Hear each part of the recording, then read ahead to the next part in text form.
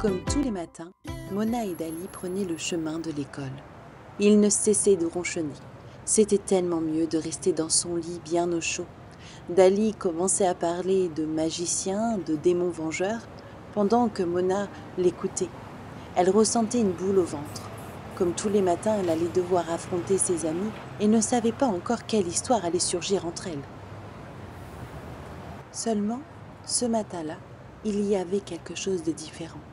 Un petit secret qu'elle gardait bien enfoui dans sa poche de manteau. Quand elle s'était levée, elle avait vu sur la table de chevet de sa maman une petite clé dorée, tellement belle qu'elle n'avait pu s'empêcher de la chipper. Elle regrettait un peu.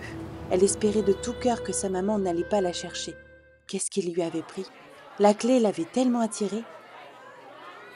La classe venait de commencer. La maîtresse, malgré le brouhaha retentissant des élèves surexcités, commençait à énumérer les devoirs de la journée.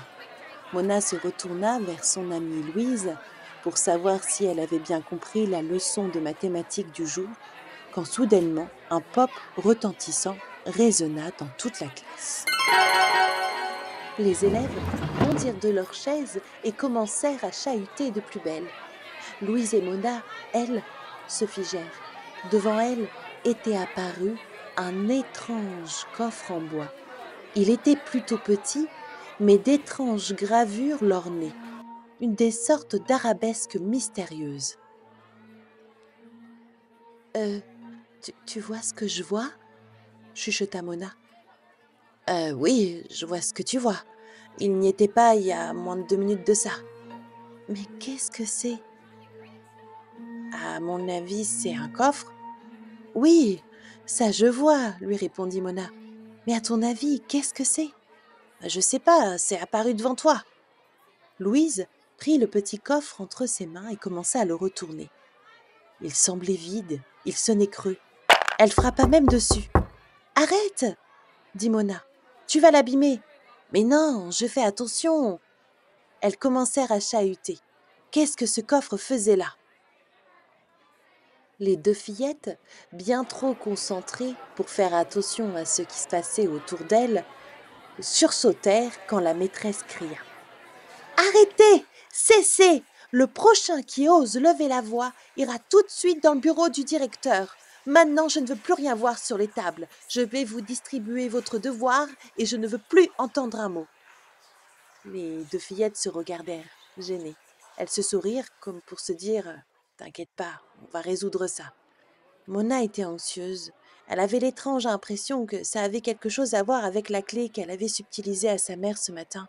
Mais qu'est-ce qui lui avait pris ? À la fin du cours, elles remettèrent leur manteau. Mona prit la main de Louise et l'entraîna un petit peu à l'écart. Et là, un peu honteuse, elle lui raconta qu'elle avait volé une clé ce matin sur la table de chevet de sa maman. Louise, qui avait gardé le petit coffre en bois dans son manteau, le sortit. « Tu crois que ça a un lien ?» Mona regarda la boîte en bois et chuchota. « J'ai comme l'impression que oui, mais je ne comprends pas. » Bah ça alors, moi non plus je comprends pas. Tu sais quoi, le mieux c'est de vérifier. Mais pas ici, la maîtresse est complètement de mauvaise humeur aujourd'hui. Mona et Louise se rendirent à la récréation. Pour une fois, la cour était plutôt déserte. Il faut dire qu'il faisait très froid en ce moment. Les élèves s'étaient abrités pour la plupart dans le préau. Mona sortit la clé et Louise sortit le petit coffre en bois. Elles se regardèrent toutes les deux, prirent une respiration et Mona délicatement inséra la clé dans le cadenas. Il y eut un clic sonore.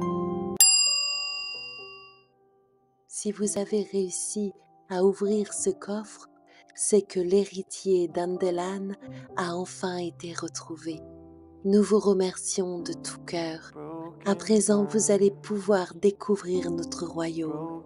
Il vous suffit de glisser la clé dorée à l'intérieur pour que nous puissions vous expliquer.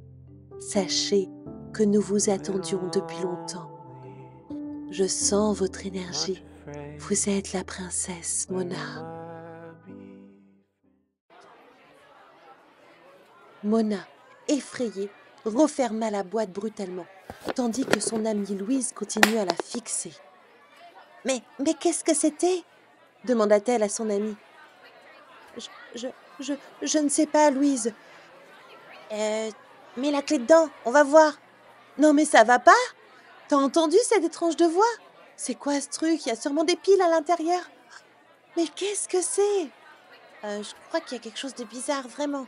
Vas-y, vite, remets la boîte dans ta poche, la maîtresse arrive, on doit se ranger.